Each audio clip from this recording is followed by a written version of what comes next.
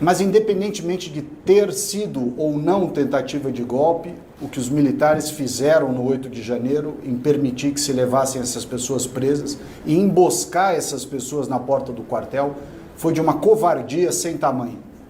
Queridos amigos, sejam todos bem-vindos uma vez mais ao seu canal de notícias, política, críticas e análises. No vídeo de hoje trago um recorte de uma notícia absurda, porém com uma análise preciosa e crítica. Vamos reagir juntos a essa matéria?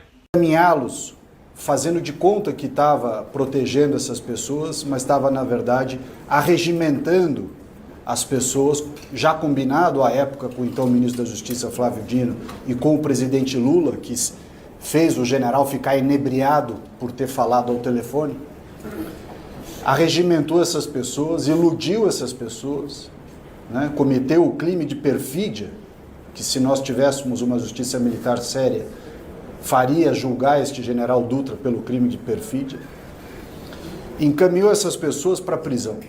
Pessoas que, como citaram aqui alguns exemplos, mas há vários, pessoas que estavam ali, muitas delas inclusive chegaram depois dos atos, ou não foram lá nos atos.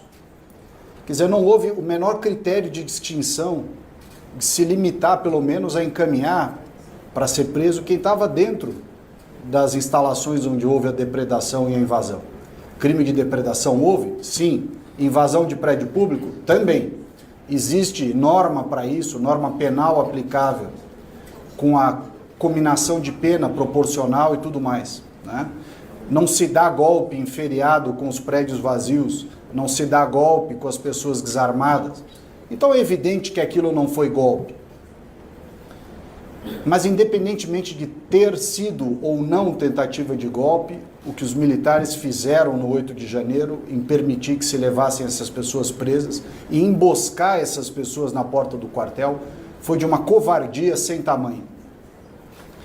Essa covardia não começou no 8 de janeiro. Essa covardia começou quando essas pessoas foram sendo mantidas na porta desses quartéis com a esperança de que algo ia acontecer, de que algo ia ser feito.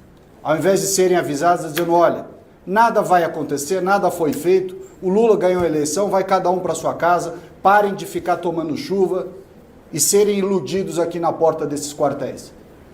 Ao contrário senso, nenhuma dessas autoridades se prestou a ter essa conversa franca, sincera e objetiva com aqueles que lá na porta estavam.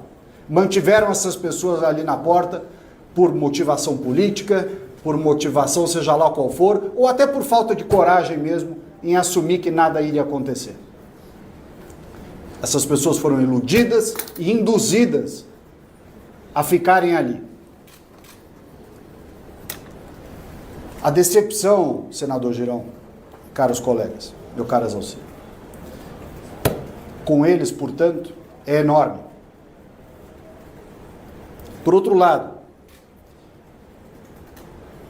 na história do Brasil, desde a época do Império, até antes da época do Império, quando o Brasil ainda era colônia de Portugal, depois com Dom João VI aqui, Dom Pedro I, Dom Pedro II, a Velha República, República Velha, depois na época do Getúlio Vargas, depois nos anos de Juscelino, Dutra e, como já dito aqui, na época do fim do regime militar de 64, o Brasil tem na sua história episódios reiterados de explosões de revolta, de descontrole, prisões, inclusive de militares, e logo em seguida processos de anistia e de perdão geral como forma de pacificar o país.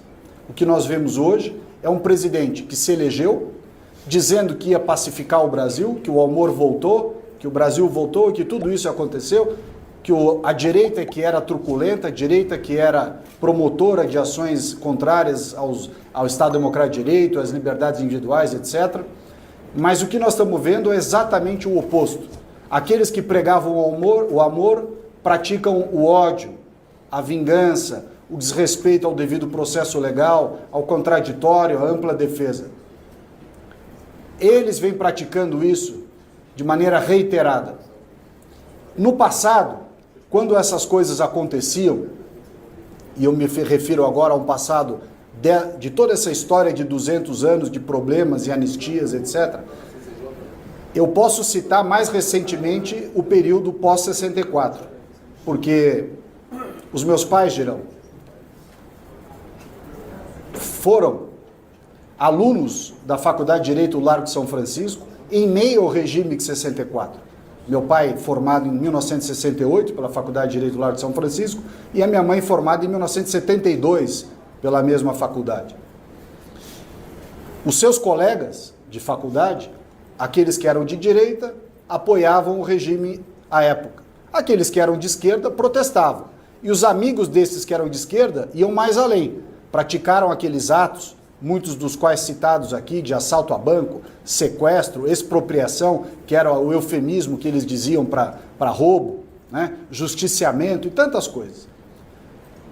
Mas naquela época, os juristas com J maiúsculo do Brasil, mesmo aqueles que não eram de esquerda, muitos eram de direita, muitos eram inclusive ministros do Supremo Tribunal Federal à época, muitos eram senadores, se insurgiam contra os abusos e procuravam defender aqueles que estavam sendo, de certa forma, perseguidos, ainda que tivessem praticado algum crime, mas havia uma certa compaixão pelo ser humano, havia uma certa condescendência para com as famílias, mesmo em relação àqueles que estavam presos porque fizeram alguma coisa durante aquele regime de 64.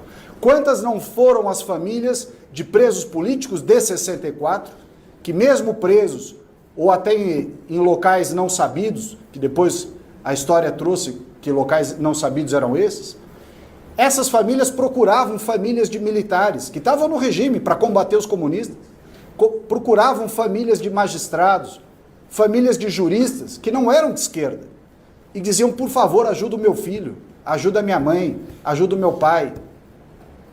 Ele está sendo torturado, ele está sendo preso, ele está injustamente preso, foi removido para não sei onde. E essas pessoas eram ajudadas. Tantos não foram aqueles que foram libertados durante o regime, porque foram ajudados por outros que não eram de direita, que não eram de esquerda, não eram do seu grupo político, mas não se alinhavam com a injustiça. A família do meu pai, que tem muitos juristas, já há muitas gerações, foi uma dessas famílias que, sendo de direita, foram procurados por integrantes da esquerda para dizer, olha, nos ajude a ter o direito de defesa assegurado, a ter as nossas opiniões, as nossas visões, o nosso acesso. E essas pessoas foram ajudadas. Muitas delas se tornaram, inclusive, depois, parlamentares. Uma se tornou presidente da República, Dilma Rousseff, que era conhecido como Estela no submundo do crime, do terrorismo contra o Estado. E vários outros, que o Aloysio Nunes Ferreira foi senador dessa casa, era motorista do Marighella. E tantos outros, Zé Dirceu e por assim vai, Zé Genuíno, tudo. E vários outros desconhecidos que foram contemplados pela compaixão, pelo respeito à vida humana, ainda que tenham acontecido abusos e coisas muito graves naquele regime. Portanto, o silêncio, meu caro Girão, dos atuais juristas, que eu já não digo com J maiúsculo, eu diria com J minúsculo, mesmo os juristas de esquerda, e eu me refiro aqui em especial aos meus colegas advogados, muitos são de esquerda. Aliás, os criminalistas brasileiros, a maioria dos melhores criminalistas brasileiros são de esquerda. E são pessoas que já militavam no fim do regime militar, e estão vivas até hoje militando, pelos direitos humanos, pela liberdade, pelo direito à livre expressão, e que hoje se calam diante do que está acontecendo. Quando eu os encontro lá em São Paulo, encontro pouco aqui em Brasília, encontro mais em São Paulo, eu digo, por que vocês não falam nada? Quando foi para vocês defenderem o pessoal da esquerda, vocês mostravam todo o seu conhecimento jurídico, a sua indignação, e agora vocês não falam nada. Magistrados não falam nada. Membros do Ministério Público não falam nada. A OAB, me dá vergonha ver a minha entidade, que eu sou obrigado a ficar afiliado, porque se não fosse eu já tinha me desfiliado. A OAB não fala nada. Essas pessoas não falam absolutamente nada do que deve e precisa ser falado da forma séria, correta, objetiva e incisiva, como deve ser falado. Mas a vergonha não recai só sobre esses militares e esses juristas com J minúsculo. Recai, infelizmente, aos políticos, sobretudo dessa casa, que pelo seu papel constitucional deveriam se posicionar como deve acerca de abusos praticados pelo Poder Judiciário.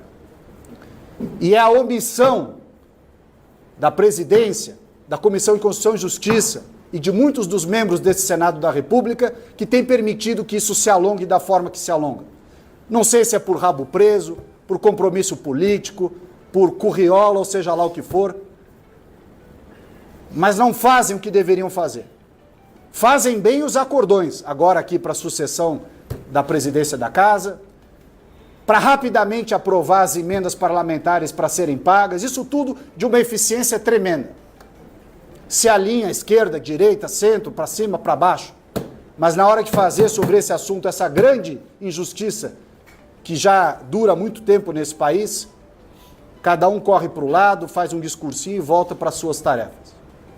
A Câmara dos Deputados, sob a presidência da Carolina Detoni, vinha avançando num projeto cuja relatoria era do deputado Rodrigo Valadares, e de novo, a exemplo do que eu disse aqui, também foi atacada por uma manobra regimental que fez mudar o trâmite daquele projeto que estava lá na CCJ para uma tal comissão especial. Apesar do absurdo dessa notícia, a gente ainda tem um alento, uma ponta de esperança por dias melhores, com profissionais da comunicação deste gabarito para poder nos informar, nos alertar e principalmente nos trazer a verdade. Comente aí o que você achou dessa análise, deixa sua curtida para ajudar o vídeo na plataforma e te espero no próximo vídeo. Um forte abraço.